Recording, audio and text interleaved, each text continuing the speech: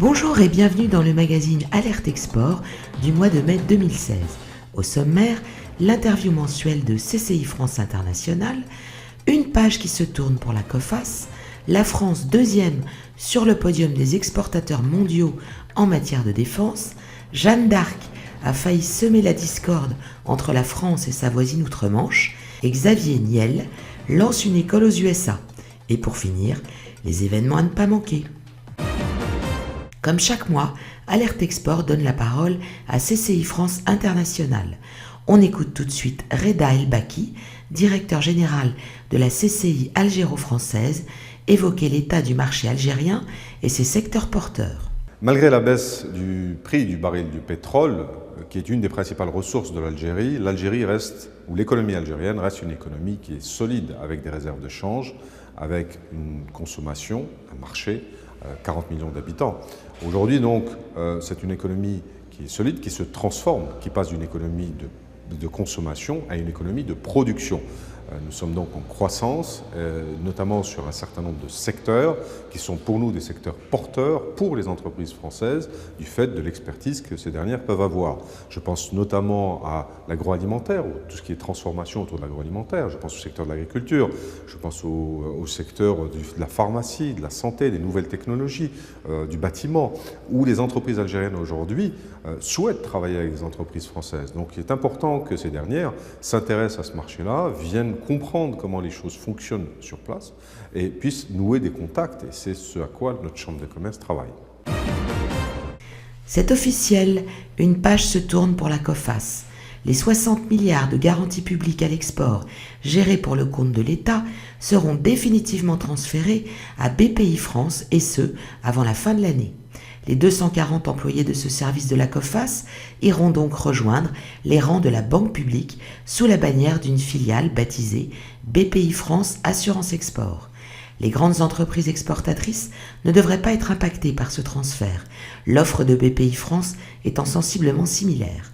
En revanche, et comme le souligne Nicolas Dufour, son directeur, l'accessibilité à ces garanties aux PME et ETI sera simplifiée.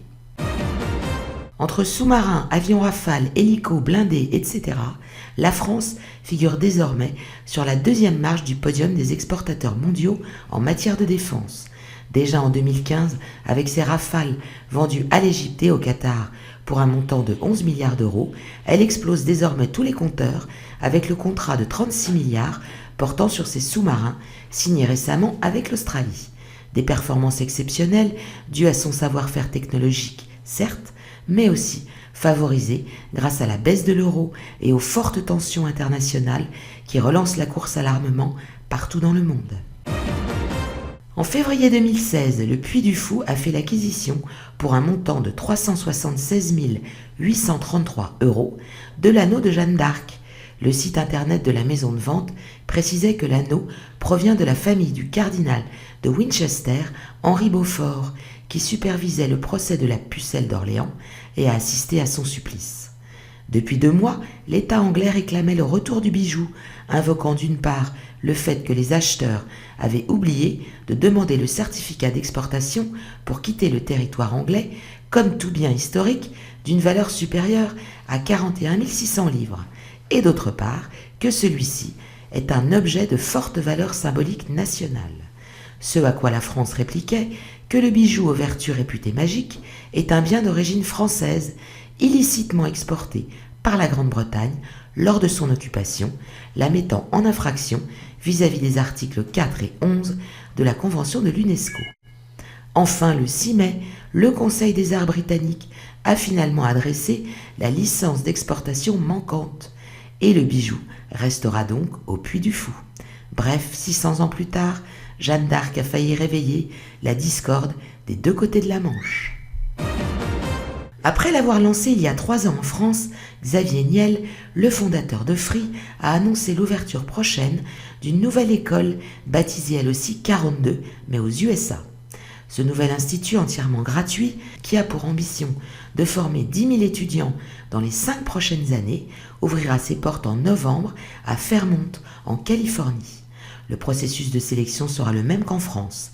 Ainsi, après une inscription sur Internet, les candidats quel que soit leur diplôme, leur niveau de formation ou leur nationalité, devront effectuer un test en ligne.